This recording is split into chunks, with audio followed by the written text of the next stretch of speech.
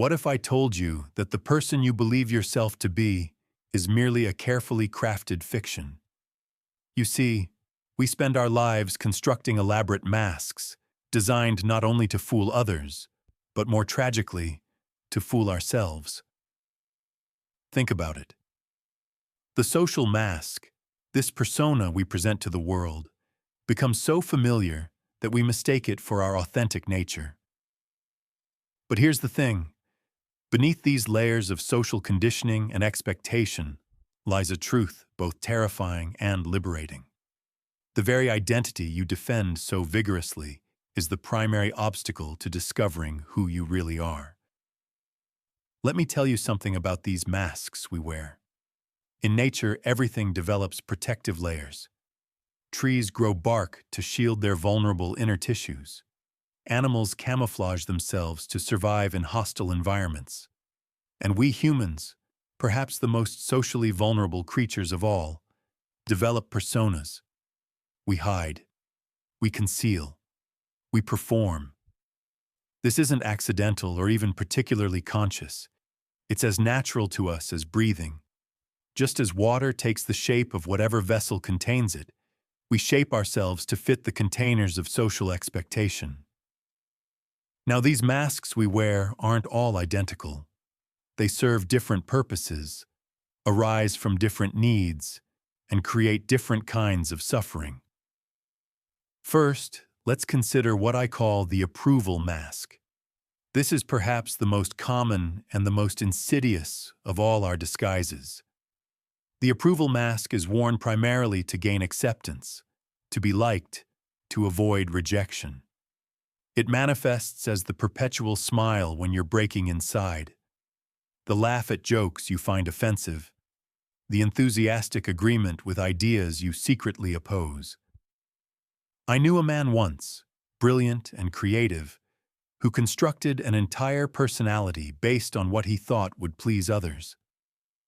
He studied people carefully, observing what traits they admired, what opinions earned their approval, what behaviors made them comfortable, and slowly, methodically, he became a perfect reflection of their desires. His clothing, his speech patterns, his political views, even his taste in music and art. All carefully selected, not from any internal compass, but from external measurements. You see, he became so proficient at wearing this mask that he rose quickly in his career, surrounded himself with friends, even married someone who loved this carefully constructed persona. But can you guess what happened? The more successful his mask became, the more hollow he felt inside. The more people approved of his false self, the more convinced he became that his real self was unworthy of love. Think about it. When we receive praise and acceptance for something we know to be a performance, does it truly nourish us? Or does it subtly reinforce the belief that who we truly are must remain hidden? This leads to an important question. How much of what you call your personality is truly yours? Your preferences, your opinions, your reactions, even your sense of humor, are these authentic expressions of your inner nature? Or are they sophisticated adaptations to your environment? Have you ever found yourself in a new social context and suddenly realized your behavior has completely changed? Or perhaps noticed that you act entirely differently with family than with colleagues, with strangers than with friends? The irony here is exquisite, really. We believe we're protecting ourselves by wearing these masks, but in reality, we're slowly suffocating our true nature. The very mechanisms we develop for safety become the prison bars of our authentic expression. But let's pause here for a moment. I'm not suggesting there's some pure, unchanged self hiding beneath these social adaptations. That would be a simplistic view. The reality is both more complex and more liberating. You see, the relationship between your authentic nature and your social mask isn't simply a matter of true versus false. It's more like a dancer and a dance, constantly creating and recreating each other. And here we arrive at our first paradox. The mask both is and isn't you. It emerged from you, was crafted by you, serves you in some way, and yet simultaneously conceals you, constrains you, and eventually convinces you that it is all there is of you. Can you feel the tension in that? The strange contradiction that exists within each of us. Now let us explore how these masks come into being. They aren't born fully formed, you see. They develop gradually, layer by layer, from the earliest moments of our lives. A child enters the world as pure potential, undivided awareness, a being without rigid boundaries between self and other. But this openness, this fluidity, cannot last in a society built on separation and categorization. The second type of mask we wear is the protection mask. This forms primarily as a shield against pain, rejection, and vulnerability. Think of how a child learns that certain behaviors bring punishment, while others bring reward. The authentic emotional response must be suppressed, hidden away, covered with something more acceptable. A little boy cries in genuine pain, only to be told that boys don't cry. A little girl expresses anger only to learn that nice girls are always pleasant. They learn quickly. They adapt. They survive. The protection mask develops as a brilliant strategy of the psyche. It serves as a buffer between our sensitive inner nature and a world that may not always be gentle with that sensitivity. But here's the thing. While this mask indeed protects us from immediate pain, it simultaneously blocks our capacity for genuine connection and joy. Like a turtle's shell, it keeps danger out, but also keeps us locked within. I once observed someone who had constructed such an impenetrable protection mask that they moved through life with apparent immunity to emotional wounds. They never seemed hurt, never showed vulnerability, never admitted to fear or insecurity. To many they appeared strong, even admirable in their stoicism. Yet in private moments, this person could not feel even genuine pleasure or connection. The mask that protected them from pain also numbed them to life's sweetness. The very armor they wore to survive had become a coffin for their aliveness. Now, I'm not saying we should abandon all protective mechanisms and expose our most vulnerable selves in every situation. That would be foolish in a world that can indeed be harsh. But perhaps we might become more conscious of when and how we deploy these protections, more discerning about what truly threatens us versus what merely challenges our comfortable self-image. The third mask, perhaps the most profound and problematic, is the identity mask. This mask forms as we construct an answer to the question, who am I?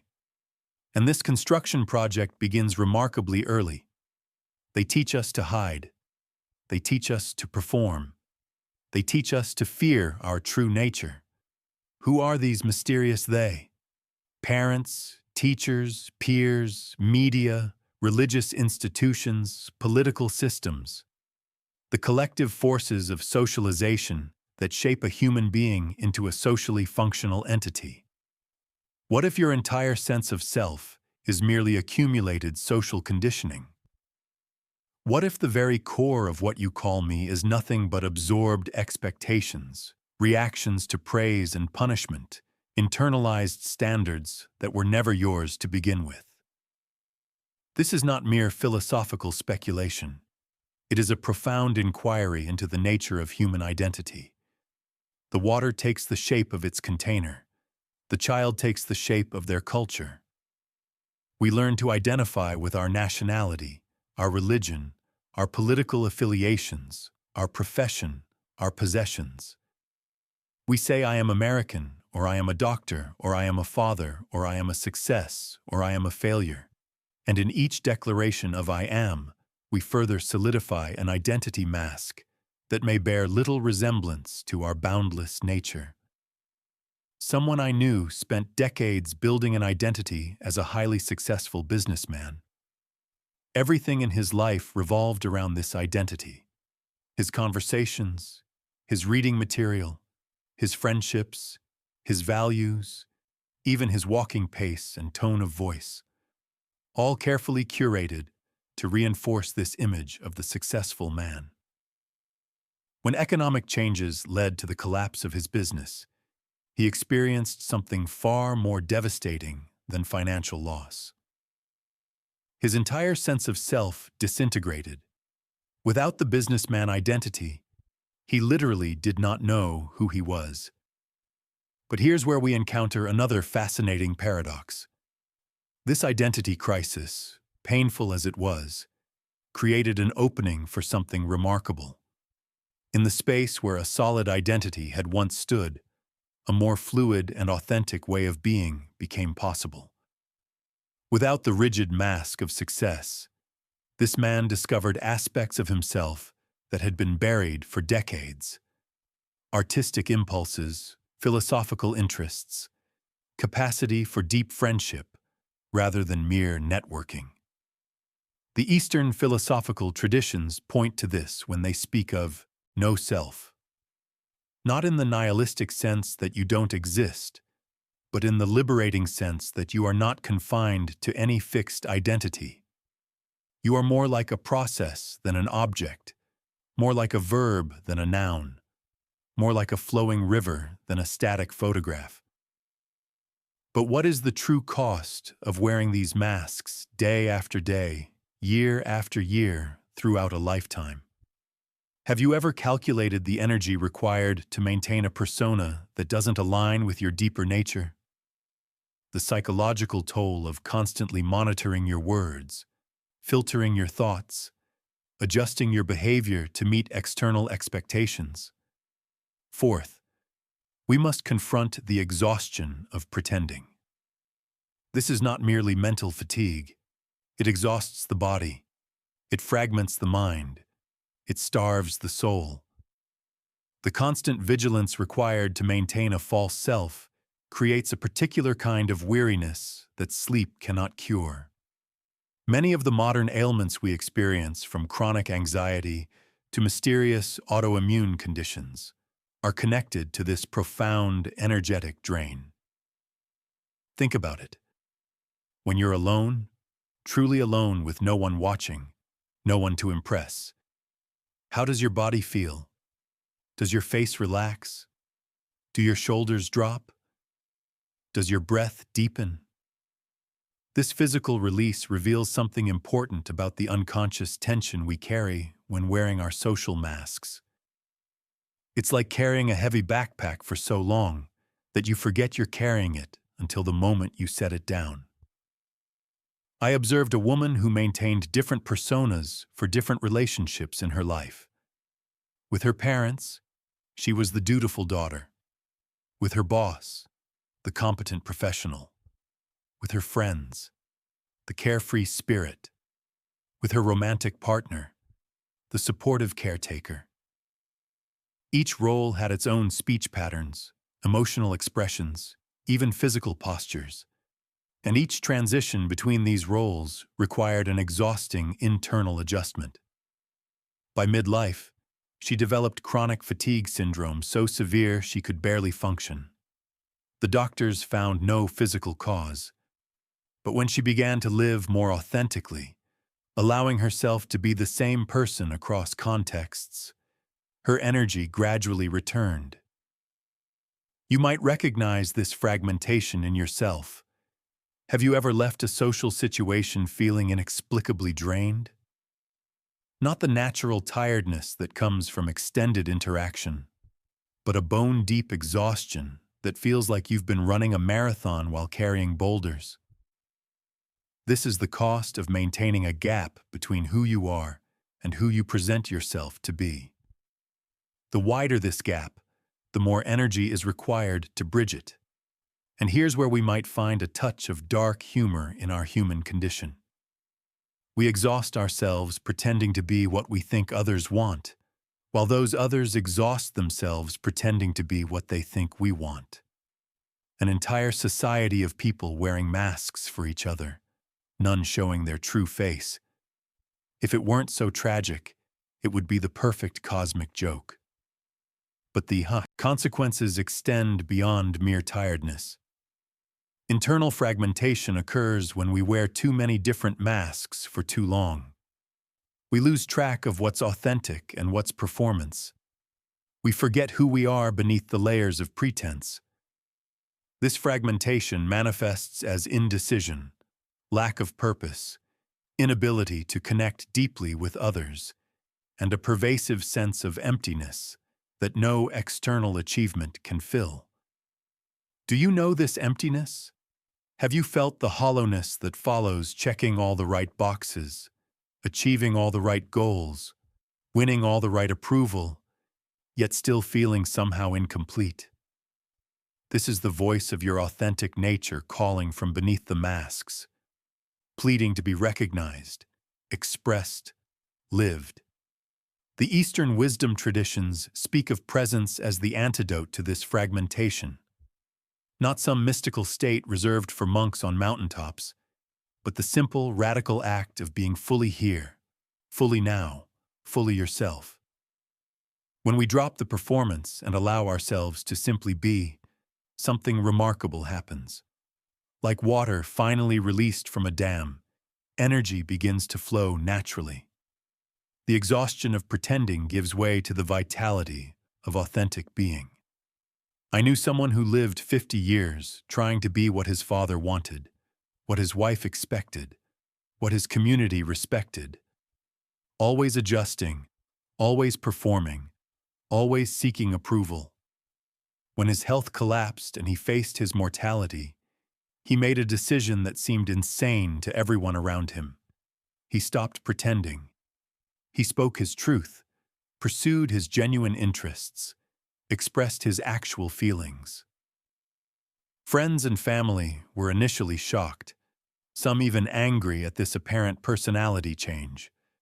But he described the experience as finally removing a full-body cast he'd been wearing his entire adult life. The liberation was worth whatever disapproval came with it. This is not a call to selfishness or impulsivity. Authenticity isn't about doing whatever you feel in the moment without consideration for others. It's about aligning your outer expression with your deepest values and truths. It's about carrying the weight that truly belongs to you and setting down the burdens that don't. So I ask you directly, how much longer will you carry weights that aren't yours? How much longer will you exhaust yourself maintaining an image that doesn't reflect your truth?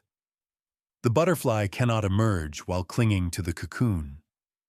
The river cannot flow while trying to hold its shape. And you cannot live your authentic life while gripping tightly to masks that no longer serve you. Let us take a deep breath together and consider what lies beyond the masks we've been exploring. The path forward is not about adding another layer of effort or striving.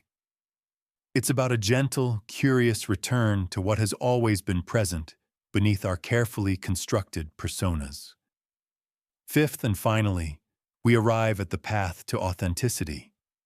This path is not so much about discovering some hidden perfect self that will finally make you acceptable or complete. Rather, it's about gradually releasing the grip on all fixed notions of who you think you should be. You see, authenticity isn't a destination, but a way of moving through the world. The first step on this path is simple awareness. Begin to notice the masks you wear in different contexts. Observe without judgment how you shift your presentation depending on who you're with. Feel in your body the subtle tension that arises when you're performing rather than being. This awareness alone begins to create space between you and the masks you've habitually worn. The second step involves asking fundamental questions. What am I hiding and why? What am I afraid would happen if I allowed more of my authentic nature to be seen? Whose approval am I seeking, and at what cost? These questions aren't meant to generate more mental activity, but to gently pierce through the accumulated layers of pretense. The third step is perhaps the most challenging and the most liberating. It involves recognizing that there is no fixed self to find. The very search for a true, permanent identity is itself another form of mask-making. We are more like rivers than statues, constantly flowing, changing, responding to the terrain of our lives. Authenticity is allowing this flow rather than trying to freeze it into a particular shape. I knew a teacher who spent decades searching for his true self, practicing various spiritual disciplines, constantly evaluating whether he was being authentic or not. This search became its own kind of prison, another performance, another ideal to live up to. His liberation came not from finding the perfect, authentic expression, but from recognizing the fluid, impermanent nature of all identity. Like water that takes different forms as ice, liquid, or vapor, yet remains essentially water, he discovered that his nature could express itself differently in different contexts, while remaining fundamentally itself. But here's the thing. This understanding doesn't mean we abandon all structure or consistency. Even a flowing river has banks that guide its movement. Our values, our deepest intentions, our care for others and ourselves, these create the channel through which our authentic nature flows. Without these banks, we wouldn't be a river but a formless flood. The practical approach to living beyond masks involves small acts of courage performed consistently over time. Speaking one truth you've been hiding, expressing one feeling you've been suppressing, pursuing one interest you've been denying. Not as dramatic gestures designed to provoke or shock, but as gentle steps toward alignment between inner and outer realities. Think about it. What one small, authentic expression might you allow today?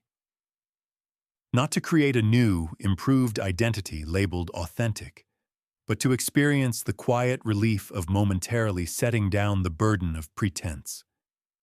We began by recognizing the social masks we create as elaborate fictions, defenses against vulnerability, shields against rejection. But perhaps now we can see them differently. These masks weren't mistakes. They were necessary adaptations, survival mechanisms, stepping stones on the path of development. They served us in important ways. And now, having fulfilled their purpose, they can be acknowledged with gratitude and gently released. Like the snake that sheds its skin, not because the skin was wrong, but because the snake has outgrown it. We can release our masks, not because they were bad, but because we are ready for greater freedom, deeper connection, more authentic expression. Remember that man I mentioned who constructed an entire personality to please others? He eventually discovered that his true nature wasn't some hidden essence waiting to be uncovered, but the spacious awareness in which all personalities, all masks, all identities arise and pass away. His authenticity wasn't found in a particular way of being, but in the freedom to allow being to express itself naturally in each moment. You see, the ultimate paradox is this. The self you've been defending, promoting, improving, and worrying about is precisely what stands in the way of the boundless life that awaits beyond all self-definitions. When we release the exhausting effort to be someone special, we discover the extraordinary gift of simply being. This doesn't happen all at once. The journey toward authenticity isn't about perfect consistency or dramatic transformation. It's about gradually aligning with the flow of your own nature, one moment of honest expression at a time. Some days you'll feel more authentic than others. Some relationships will support your truth more than others. The path isn't linear, but spiraling, returning again and again to the same lessons with deepening understanding. So as we close this exploration together, I invite you to consider that your struggles with the social mask aren't problems to be solved, but portals to be stepped through. Each moment of discomfort with pretense is an invitation to greater authenticity. Each experience of exhaustion from performing is a call toward the ease of genuine being. Life itself is constantly offering us opportunities to shed what no longer serves and emerge more fully as who we truly are. The water returns to its natural flow. The butterfly emerges from its confining cocoon. And we, in our own time and way, find our path beyond the social mask to the liberating truth of our authentic nature.